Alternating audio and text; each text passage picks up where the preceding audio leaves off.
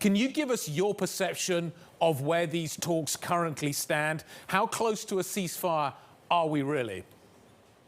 Yeah, well, thanks for having us. Well, so far, the only thing we've heard is that the Russian regime wants to diminish the attacks that they are leading around Kyiv and Chernihiv, right? So that's in the north of the country. But again, that's not really a surprise. We've seen that they failed miserably in terms of capturing Kyiv and in terms of achieving their strategic objectives around the north of the country.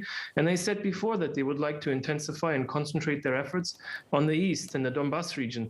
So in some sense, this is really not much of a news. And it's perplexing to some extent that markets are reacting to this as strongly as they are.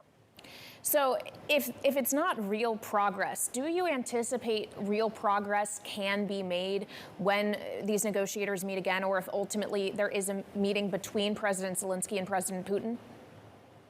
Look, I mean, we've stayed pessimistic. We may have become slightly less pessimistic more recently just because of our own successes and the failures on the Russian side. Because remember, the only thing that will bring them really to the negotiating table is success of Ukraine on the battlefield and further economic pressure in terms of sanctions on the regime. That's two things that will drive home the message to the Russian regime that this war effort cannot be sustained in the long run or even in the medium run, and therefore it needs to be diminished and the war needs to end.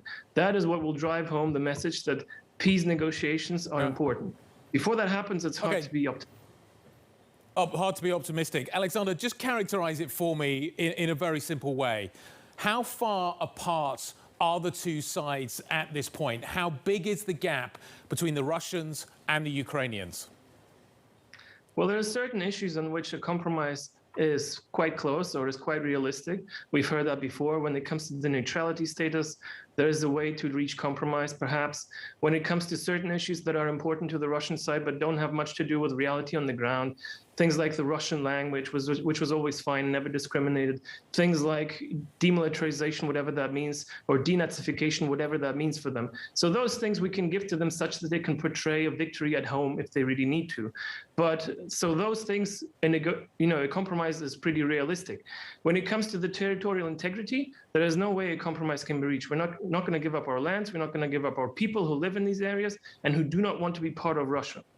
Well, and that raises the question of Donbas and Crimea as real focal points in this. Alexander, in these negotiations with Russia, how much of what Russia says can be taken at face value? How do you close not just the gap between where the two sides are on some of these issues, but the trust gap that there is?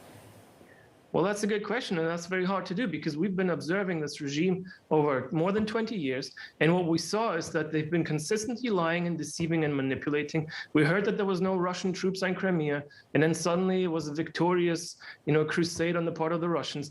We heard that there was no war that's imminent right now in the escalation that we saw, that this was just a military exercise and that there was just Western hysteria, and then we saw what happened. So now when they're trying to tell us that they're interested in peace, again, we can't be too optimistic. So we have to take them, with a grain of salt, what they're saying.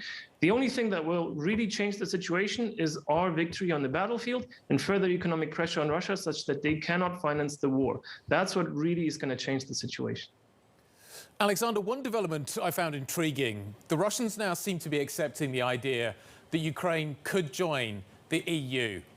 How much progress does that imply in terms of thinking in Moscow? And is that something that you now see becoming a reality once a deal has been done? Yeah, so that is testimony to the fact that their bargaining position, has become weaker. They're now not really concerned about EU negotiations whatsoever. If you remember 8 years ago, that was really the initial reason for the whole conflict that escalated in 2013 and 14. Now that's really not, the primary topic of their concern. So, we'll see. But all of that really goes to show that the Russian side, no matter how scary or dangerous it might look, is losing its power. It's losing its bargaining positions when it comes to negotiating with us. Would joining the EU, being a member of the European Union, be the kind of security guarantee Ukraine has been looking for? I mean, what does that look like? Well, the EU is not really a security organization, as you know. That's different. And also you have to keep in mind that EU negotiations and the candidacy that we're now discussing, that's still years ahead. It doesn't happen over time. It doesn't happen overnight. So this will take years. This will take time. It is a political symbol, of course, so it's much harder to wage war against the EU member, even if it's not a NATO member. But, that's not something that happens overnight. Alexander, I think that's a really interesting point. The EU does have aspirations to become a military force, to be able to project power. If Ukraine were to join the EU, do you think it would be possible for the EU to develop along those lines, given Vladimir Putin's concern about having a hostile force on his border?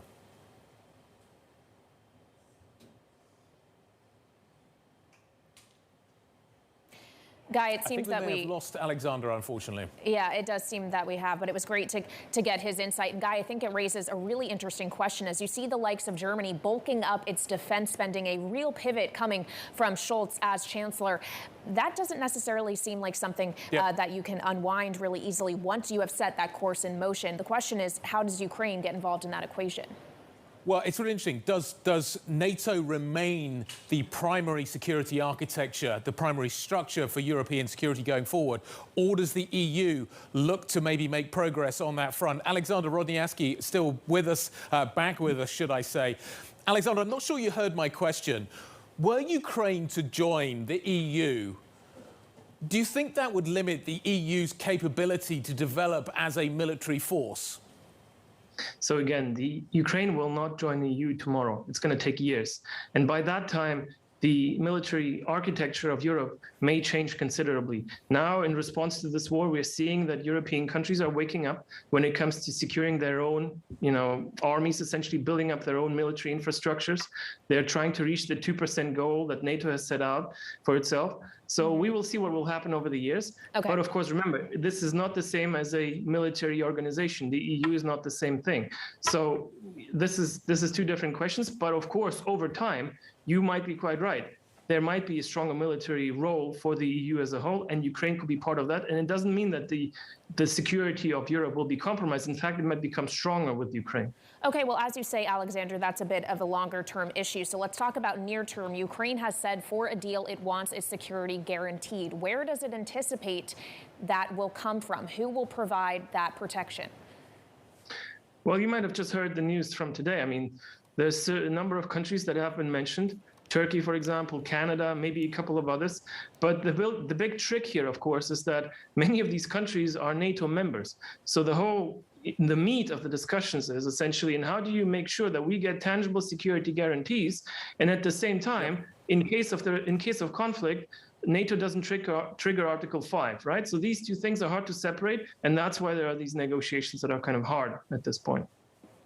Alexander, what would you think would happen to the current sanctions that have been applied to Russia were there to be a ceasefire or peace deal? So what we think is essential is that the economic pressure on Russia continues at least for as long as this war goes on, and at least for as long as our territories remain occupied. Because remember, make no mistake, this is not a regime that's just going to go away by itself, and somehow Europe can just go back to business as usual and live side by side in peace and prosperity.